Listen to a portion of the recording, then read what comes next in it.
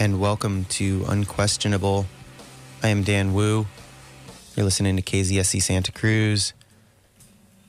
Do Make Say Think in the background with 1978. Today, we are talking about something far less rock star, focusing on Proposition 10 on the ballot for November 6th in California. All kinds of signs out there. My favorite ones are all the no on 10 signs that have recently become accompanied with yes on 10 signs right next to them. And I was wondering if people owned those pieces of land I see on the sides of the road. There's a lot of them out in Aptos specifically, where there's a lot of open space. Sure, they're all over the place. And then they've become accompanied with yes on 10 signs as the election has grown near. If you don't know what Proposition 10 is, it essentially would repeal the Costa-Hawkins Act of 1995, making it possible to have communities pass rent regulations on homes that currently are exempted from such measures. The beginning of the act reads as following. This act shall be known and may be cited as Affordable Housing Act. The people of the state of California hereby find and declare all of the following. Of course, these are the words of the people of the state of California who wrote the bill. To be clear, rents for housing have skyrocketed in recent years. Median rents are higher in California than any other state in the country, and among all 50 states, California has the fourth highest increase in rents. Research by Apartment List indicates that the median rent for a one-bedroom apartment in California is $1,410. A one-bedroom apartment in Los Angeles costs $1,350, San Francisco $2,450, San Diego $1,560. The federal government has concluded that rent is not affordable if renters spend more than 30% of their income on housing costs. The state of California has found that more than half of California renter households, 3 million, pay more than 30%, and 1/3 of renter households, over 1.5 million, pay more than 50% of their income towards rent. I would like to add an appendix to that fact or assertion is that these are gross income numbers. So when they say that 1/3 of renters pay more than 50% of their income toward rent, that's 50% of their gross income. And even if you're low income and you're exempt from certain federal income tax statutes and certain state income brackets, between disability insurance, Social Security insurance, and other small bits and pieces that get taken out of everyone's check, your check's already 25% gone, which means that out of the 75% that's left, 1/3 of renter households are paying 2/3 of that amount, and half of them are paying about 45% of that amount towards just rent. And in the past, the federal government concluding that rent is not affordable if renters spend more than 30% of their income on housing costs has kind of been skewed, in my opinion, in expensive areas where landlords feel that not as if that 30% should be a boundary at the top end to look out for and be careful that they don't burden their community spending too much time working to have a place to put their bed, but instead almost an amount of money that they're entitled to. Almost that it's not that 30% is a benchmark for unaffordable housing, but that as a landlord, you should get 30% of the income of your community. And I say that because rents have been going up in Santa Cruz County about 40% over the last 5 years, 42% over the last 5 years by many measures on average. I don't know very many people whose incomes have risen 42% on a personal basis. That being said, there are a lot of people that are making enormous amounts of money within 100 miles of this area in all directions, maybe not to the west, unless they're wealthy fishermen. But there are a lot of people coming into this community to get very high-paying jobs, or ones that have lived here that have obtained very high-paying jobs in those years. And rents have kind of followed the path of catering towards landlords making the profit that they can make off of those populations. However, a lot of people are working in the $11 to $18 an hour range, and those have not gone up to $16 to $27 an hour over that 4-year period. And so a lot of people are starting to support measures like Prop 10, which would allow people to decide whether they want rent control that would evenly protect renters across the board, rather than exempting a large number of homes, given that a lot of the homes built in California are single-family homes. That Costa-Hawkins Act essentially exempts about 50% of the living quarters in the state. Los Angeles is about 50% single-family homes, despite being a city of 4 million people and a county of roughly 12 million. They don't have the abundance of skyscraper apartment buildings like Manhattan and the Bronx and Brooklyn and Chicago and so many others that you think of as being big cities. LA is more like a big strewn about collection of small towns with and medium-sized towns with just single family homes for as far as the eye can see. So any rent control there would fail to regulate many of the homes in that area. The same can be said of Santa Cruz, where there's a Measure M on the ballot, which we've talked about many times. If you'd like to call in about Prop 10, I'll remind you about my intro with David Cross from Mr. Show on Pre-Taped Call-In Show. If you would like to talk about Measure M, you should have called in 2 weeks ago when that was the topic. Today we're talking about Proposition 10, which is related. It's called the Local Rent Control Initiative, or the Affordable Housing Act. It would allow for rent control to be passed by communities in California on single-family homes. Now, it's important to remember that this Costa-Hawkins Act was passed in 1995 in the midst of another booming economy, kind of at the beginning of it, right around the first era of internet money just pouring out of imaginary spigots in the ground, and people were freaked out, and rent control started being on people's lips, and large property owners didn't like that. Mom and pop landlords, obviously, that owned maybe one home. That's kind of what that's my definition of a mom and pop landlord. If you own your own home and you've struggled to buy another home and you're renting it out, and that's paying a lot of the bills on that home, the mortgage, the property tax, the homeowner's insurance, and maybe you kick in a little bit because you're building equity on something that grows, that's a mom and pop landlord to me. If you own 4 houses or an apartment building, I'm sorry, I don't consider you a mom and pop landlord.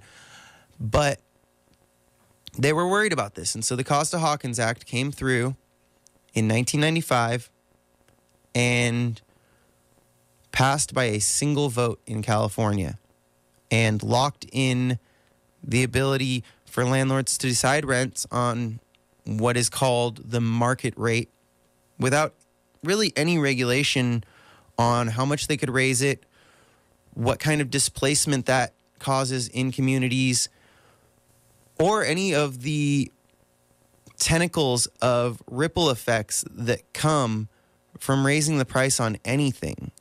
And that's something I want to talk about in a moment when I come back, is the fact that rents don't just go up and property values don't just go up on their own. It has an effect on everything in the community. And when we come back in about 1 minute, that's what I'm going to talk about, is the ripple effects of rising costs of housing specifically on any community, and therefore you could probably translate it to here because this is one of the epicenters of rising housing costs. If you'd like to call in, it's 831-459-4036. We're talking about Proposition 10, which would give the okay to communities to pass rent control in their local jurisdictions in coming years, as they are largely restricted from doing at this point. We'll be back in a minute. KZSE Santa Cruz, this is Unquestionable, talking hypothetical rent control.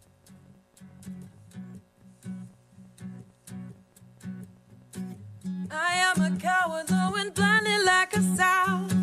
I am a rainstorm, infinity falling down. Came to prop up others, but I'm drooping, can't stay still. I'm weak as some progress, can't escape from myself. Break all the mirrors, don't be afraid of bad luck, 'cause it's the only kind we have here. Break all the mirrors, don't be afraid of bad news, 'cause it's the only kind we have here. It's easy to pass judgment when you're first starting to live all on your own. No, you're not alone, you're just not leaning on the wall. I am a skunk repelling everything I find, searching, not finding any shred of peace of mind. Is it courage to boldly admit to all I lack? Imagine phantom father is never coming back. Break all the mirrors, don't be afraid of bad news, 'cause it's the only kind we have here. Break all the mirrors, don't be afraid of bad luck, 'cause it's the only kind we have here. Are you better than me? 'Cause I'm no better than you. Are you better than me? 'Cause I'm no better, no better.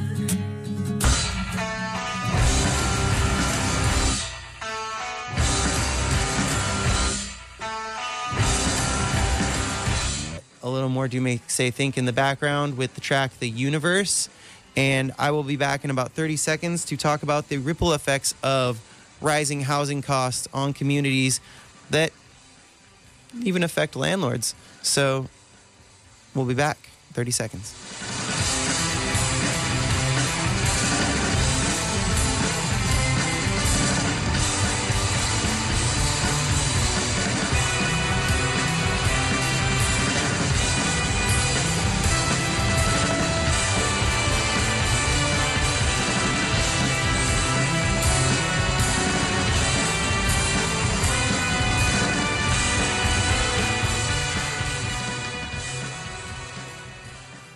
And like I said, that was The Universe by Do Make Say Think. Love those guys. They actually have a new album out as of earlier this year or late last year. Check out Do Make Say Think if you are unawares or you just haven't heard them for a long time. I sound like a snob. I've been playing a lot of their old stuff, but they're amazing, in my opinion. So we're talking about Proposition 10 on the November 6th ballot in California, which would repeal the Costa-Hawkins Act, an act that prohibits rent control on single-family homes or any buildings built after 1995 in California. And at this point, much like Proposition 13 and other very California unique bills, Costa-Hawkins is treated as somewhat of a sacred piece of legislation by politicians and property owners in California. Like, you can't repeal it. That's awful. It would be tyranny. And they also say it would be bad for the people that it's said to help, like renters. It would hurt them. And people forget that it passed by one vote. So it's not like California in 1995 said, we hate rent control and we want landlords to be able to raise rents as high as they want. But now it's kind of treated that way. It's kind of treated like it would be catastrophic to repeal it. But the only constant is change. Even when you raise rents, you have to think about it. I hear a lot of property owners complain about their high taxes. Now, there's choices you have to make every day in your life. I made the choice to make coffee for myself this morning because I spend a lot of money on coffee. And I figured out if I just make it myself, then I can go and socialize at the coffee shop sometimes. And over a year, I probably save $1,000. And on the same token, raising rents may seem like a good idea because you have all these people pouring into the community over the hill and startups down here in people's homes that don't have business permits to run a business out of their house, but I still think that's pretty cool. And some of them are making enormous amounts of money, and landlords think, well, wow, there's a lot of money floating around here. I'd like to get some too. And I sympathize with that thought. I serve drinks to people with enough money where they don't care. They just throw money at the bar, throw money at the bar, throw money at the bar. That's what they do for fun. And I want to get as much of that money as I can.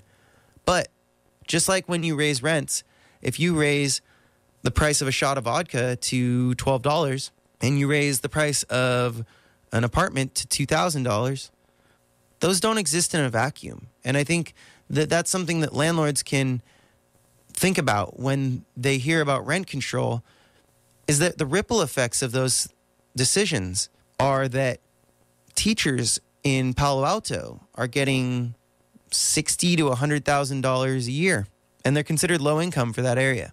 And the people of that area have to pay those salaries. So not only have you raised the property value of your own home, but you've also raised your taxes. You eventually have to start thinking about raising wages to make sure that service workers, teachers, bartenders, barbers, policemen, firefighters can still live in those communities. Another choice you could make is not raise wages in those cases and have those workers commute in. There are articles I've seen from the Bay Area of mass amounts of service workers living in their vans and RVs just outside city limits or just close enough to industrial areas where they're in between residential and industrial, and no one's really going to give them a ticket for sleeping there because they can't afford to live in the communities that they're working in. It's this environment that Proposition 10 and a slew of local rent control initiatives are hitting the ballot in November 6th. And even if they don't pass, there's a lot of talk that, oh, they're not going to pass because there's all these no signs everywhere. Even if they don't pass, the cities that these initiatives are popping up in and the state government can't just forget about this conversation. This conversation is going to continue because people are going to continue to sleep in their vans 3 miles from the place that they work because that place doesn't pay enough to afford what property owners are choosing to charge for a place to sleep. And then property owners complain about their taxes being high. And I get it. Taxes are pretty high in California compared to other states. But we have a lot more people and we have the most drastic wealth disparity in the United States. 831-459-4036 if you'd like to share your opinion on Proposition 10, which would allow for rent control on single-family homes and buildings built after 1995. And that 1995 number is something else I want to latch onto. It's something I find as a sort of pattern with bills passed in California that people say are obsolete or that don't fit the current environment. And I think there's a reason why. I think that any bill, time keeps moving, so I think that any bill that you pass should never start with a concrete year saying, we are stopping so-and-so action from being carried out past 1995, like Costa-Hawkins, or 1975, like Proposition 13 did with property taxes, or with rent control even in San Francisco and New York.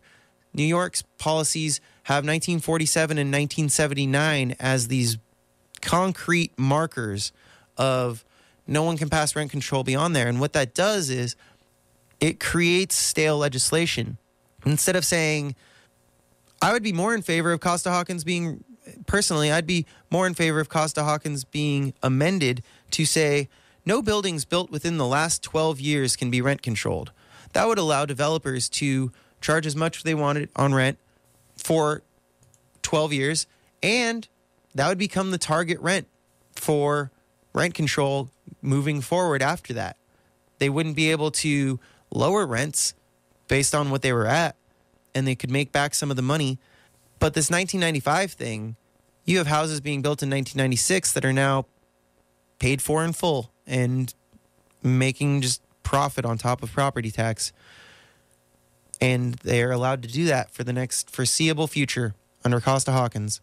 And there'd be no regulation on the rents on those buildings. And I will repeat, I don't know very many people whose wages have gone up 40% in the last 5 years.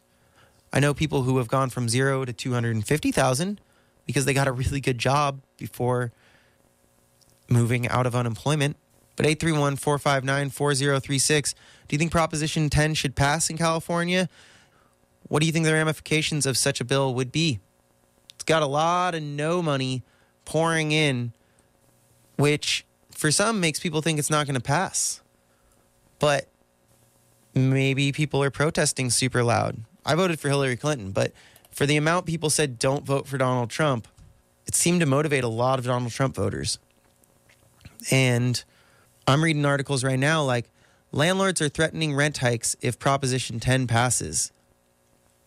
Now, they're saying that if it doesn't pass, they will revoke the rental increases. And how is that not voter intimidation? In August, North Hollywood resident Jacob Swanson, 36, heard from his building's property manager that rent for his apartment would increase from $1,850 to $2,000 per month, higher than the typical yearly increase he was used to. Eager to know the reason for the higher rent hike, he emailed the property manager to ask if repairs or upgrades were planned for the building. The reply he received didn't mention any repairs. Instead, the building's manager blamed the increase on the upcoming election. Renter advocates say Los Angeles landlords and building managers are hitting tenants with rent hikes in advance of November, when voters will decide on Proposition 10, a statewide ballot initiative that would lift restrictions on rent control in California cities. Larry Gross, director of the Coalition for Economic Survival, tells Curbed he heard of these 3 such instances in the past week, such as the email that Swanson received. The email did not mention Proposition 10 by name, but notes that the owners of the building, which is not covered by LA's rent stabilization ordinance, are facing rent control, in quotes, in November. Now, there's also a lot of no on Prop 10 signs that are all over the place, and commercials and billboards saying no on Prop 10, no on Prop 10. Now, where is this coming from? Who's paying for these signs? The California Apartment Association definitely is, because their buildings past 1995 are rent controlled, and also any step towards more rent control is seen as a threat to them. However, there is a blitzkrieg of money coming in for no on Prop 10. And as boingboing.net and a couple other more sensibly named papers write, California is one of the hot zones in the world's urban housing crisis, driven by a combination of opposition to high-rise, high-density living, meaning we like single-family homes and our beautiful landscapes and we don't want skyscrapers in a lot of places, and the mass purchase of foreclosed properties following the 2008 crisis by giant Wall Street landlords who have steadily ratcheted up rents and evictions in a bid to safeguard the flow of payments to bondholders who get a share of the rents extracted from struggling tenants living in dangerous, substandard housing. California cities have different policy levers they can yank, but rent control is one that's missing for a lot of houses. California state law, meaning the Costa-Hawkins Act, forbids rent control on single-family homes and apartments built after 1995.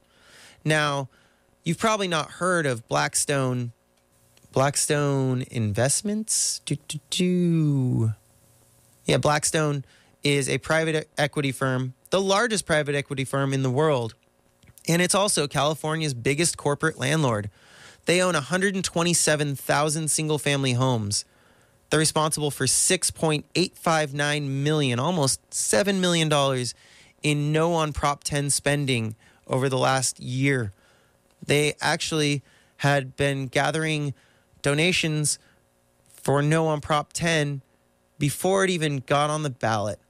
$250,000 from the CEO on May 2nd before it passed. Then $642,000 from that same CEO who does not live in California, I'm pretty sure.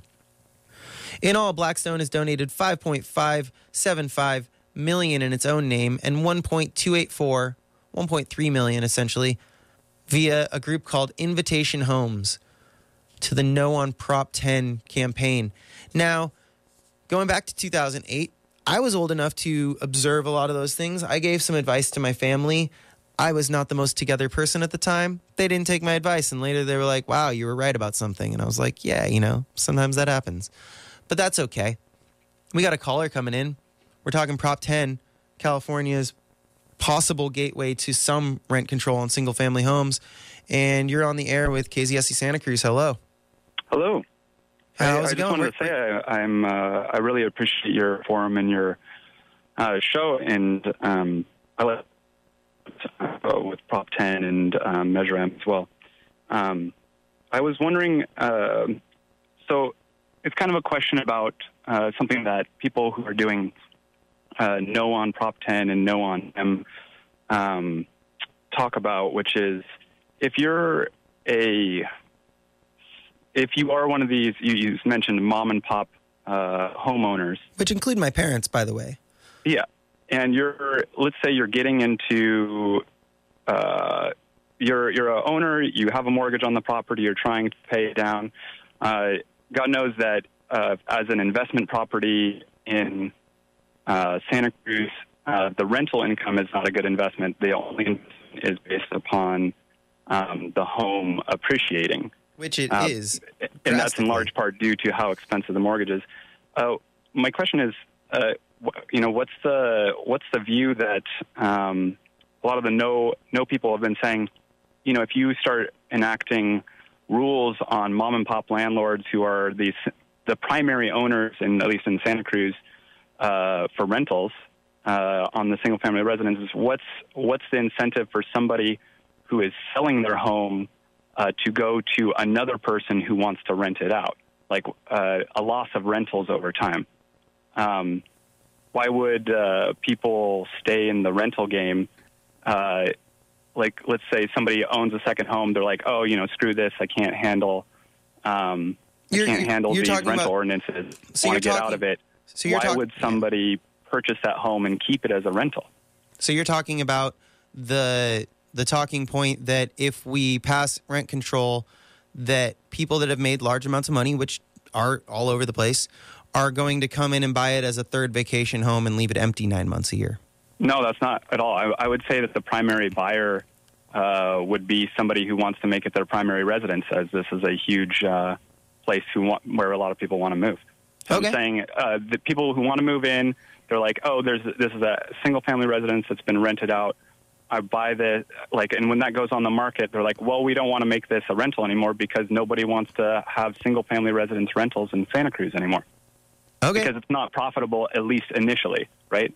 It's not profitable because of mortgage and Right. So wait, hold on. So I think that what my answer to that would be is that when you're investing in a home, when you decide to get into the investment of a home, and yes, there's not usually cash in your pocket each month from that, and you might actually have to pay a few $100. Like some people call it a loss. They say, oh, I'm losing money every month on this property I'm renting out. But you're not, because your renter is paying your property tax. They're paying your homeowner's insurance. They're probably paying almost all or a large part of the mortgage, which is the principal, which would be your equity in a growing asset. And you're paying a few $100 to add to that pool. And you've decided to get into an investment market with very expensive goods. If you want to invest in a bunch of candy bars and sell them for 50% more than they are, that's going to be a quicker turnover. But at the end, you don't have a candy bar. At the end of this, you are putting money in each month, probably a couple $100, maybe a little more if you're being very generous with your renters. And I know there are landlords that are like that. But you're still having them pay all of the extra costs of the investment. And at the end, you have this giant valuable piece of real estate. And in this county, right now, median household price across the U.S. is $200,000. It's like 4 to 5 times that in this area, depending on where you look. So people are building up equity in an enormously valuable piece of valued property in that case. Would you mind if I correct one thing on that? On mortgage payments, the way mortgage payments work when they say that there's a 30-year mortgage, in that first 5 years, the split between equity building and paying off the interest rate is something like 90-10. It's about two-thirds. You're asking somebody to come in. No, it's about 2/3, 1/3. In fact, it is. And you're right. The interest is a lot more. So you would agree that they would be losing money at least for the first 5 years, even if the mortgage was paid off, because interest rates are going out. Okay, so that brings me to another point, is that I would agree that for the first few years, you're spending a lot of money on that investment, yes. And then your liability goes down drastically over the next 10 years, and your investment pays off greatly. And so you're putting in money. Yeah, Uber's only, for instance, large businesses fail to be profitable in the cash in pocket sense for years because they know that they're putting money into something that is expensive to get into. So yeah, homeowners do have to know that if they're renting it out or owning it, that they're getting into something that is a great investment, but it is expensive. And so I don't like the I walked through the snow 3 feet each direction to get to school every day argument, where they're saying that they're like giving us a gift by letting us rent their home.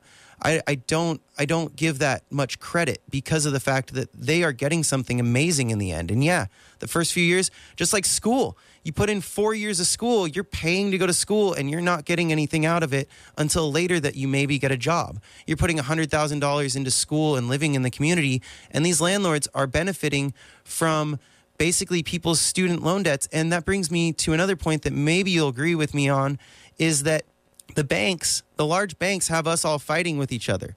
They have homeowners and renters fighting with each other, where you said on a 30-year mortgage, if you actually keep that for 30 years and you don't pay it off any quicker, you don't have the ability to pay it off quicker, you're paying almost 100% interest on that home.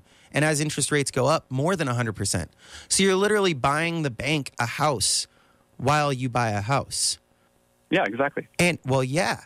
But what I'm saying is, to give some landlords credit, we should also look at the fact that that's kind of a corrupt system, and then they have us fighting down here on the lower level against each other over small amounts of money while they're sitting back knowing that they're guaranteed a house either way. If someone forecloses, they get the house, and if they pay off the house, they get a different house. I 100% agree with that, sure, yeah. And so I think that when I look at these Wall Street firms that have bought up hundreds of thousands of homes, you have to look at the fact that they didn't resell them. They just started raising rents, and then they want to vote against rent control when they came in and preyed upon people that they gave adjustable rate incomes to, or adjustable rate mortgages to. And then when they went up in 2008, those people either foolishly got into a mortgage that they couldn't afford in dark times, or they didn't have the capacity to know all the paperwork. And I have sympathy for that. But then to have these banks spending $7 million to fight an effort to maybe curtail their profits a little bit from New York and Connecticut, where a lot of these people live, seems a little bit disingenuous for them to use mom and pop landlords as their front people. Right, but it's happening. So, if we're talking about Prop 10 in here, I would say that, one, the investment making money entirely relies, at least, if they're planning on being in it for 10 years, for example, entirely relies on continued appreciation, right? It's not going to be through rent. Rent is not the primary earner of money. Or equity after the first 5 years. On the investment sense. Absolutely. You're right. During the first 10 years. And I think the people that are going to sell quickly based on rent control, threats, or actual implementation are not in it for the long haul. Those are the people trying to make some of the quicker money, and they're the ones that actually want the $300 or $400 on each home each month in their pocket because they don't care about building the equity on the home. They are literally paying for their lives with that money by raising rents higher. And there are people doing that, maybe not specifically in Santa Cruz, but this is more of a state measure, there are those people that are going to sell out quickly, yes. And I don't think that those people have the best interests of the community at heart. I think the people putting in a few $100 to cover the other costs of it because they know it's going to be a huge piece of, even if it doesn't appreciate, it's going to be a huge piece of property that they own in the end. Right. So you would agree, though, that there's going to be a chunk of these single-family residence owners that are selling out, and that it's unlikely for somebody who is in an equal position as them to want to buy back into the community as a investment property when they could go and get this, if it's an investment property, one second home, that the likely buyer of these single-family residences that used to be rentals would be Silicon Valleyites who have the cash to do the down payment and move in and change it from a rental to a home. I think there's going to be a small amount of that, but also if you look at everything over the last year or so, everything's slowing down with the real estate market that's been out of control for a while, or in a good way out of control or a bad way, however you want to put it, like depending on your perspective. But 2018 is said to be the year to sell your home because our boom and bust cycle goes about 10 years, the number you used. And there are places being sold everywhere at a faster rate. It actually slowed down a few months ago where homes are being placed on the market all over the country at a faster rate than they're selling. And that's usually a sign of a slowdown. San Francisco, for instance, is having wages go up to the point where they're having a hard time getting investment for some of the buildings that have already been permitted and are partly constructed. And it's all slowing down to the point where I don't think it's rent control that's causing people to sell in a lot of places. People want to say that people are selling on the west side of Santa Cruz because they're afraid rent control is coming. But A, Measure M doesn't affect them at all, and B, for single-family homes. And B, why are people selling at a record rate in Aptos? Why, when I pull into my job in Aptos, are there open house signs everywhere? It's because people are selling because we have a boom and bust cycle and they're trying to sell while the market's high right now. I don't think it's going to crash. I'm not an apocalypse sayer. We live in a great place that's going to be valuable to live. And I don't think that it should be lowered to the point where everyone can live here. But we're already about 4 times as expensive as the average across the country.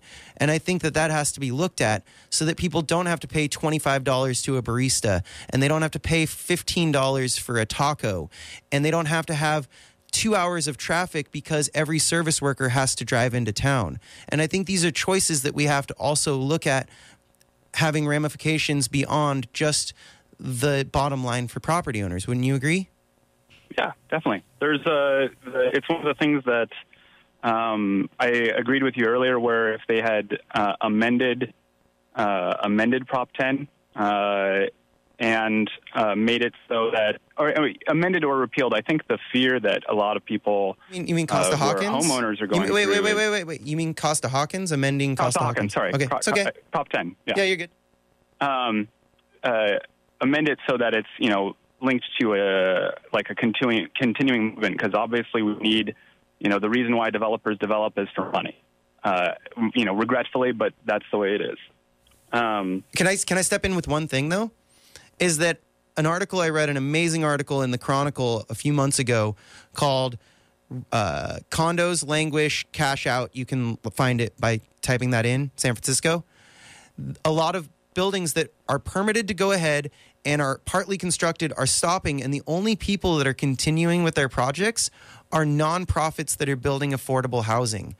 And literally those are the only ones penciling out, and I think that needs to be looked at as well, is that the for-profit people are having trouble getting investments to build their projects because they're asking for a certain percentage of profit, and the only people going forward with their projects right now are nonprofits with affordable housing in mind. Mm. So, I mean, it's slowing down. I've been saving my money because I've screwed up past parts of my life, and I've decided to save my money as much as possible, because the moment wages start going up, that's usually the end of an economic growth cycle. And interest rates going up from the Fed are usually signs that things are going to slow down, because it does hurt the profit upside of certain investors, and they want a big upside. So they pull out. And the moment wages go up, it's kind of like, oh, trickle-down economics. We'll help you out once we get helped out. We'll help you out once we get helped out. And then the moment wages go up, they're like, oh, you know what, actually, I'm going to cash out from the table. I'll see you in a couple years. And I think that's a problem, and I really appreciate the call. We got 1 minute left, so I got to play my theme music and get out of here. But thank you so much for the conversation, man. All right. Cheers. And we are out of here. We're going to have some video game music coming up here with Pixelation Destination. This has been Unquestionable. I'm Dan Wu. Love that call. Love the debate. Maybe we'll get more calls next time. I think I'm going to be talking about a water company initiative in Monterey. I might touch on that one because that one's getting a lot of signage and a lot of airplay on talk radio that covers the South Monterey Bay a little more. Thank you so much. I'm Dan Wu. This is Unquestionable, KZS of Santa Cruz.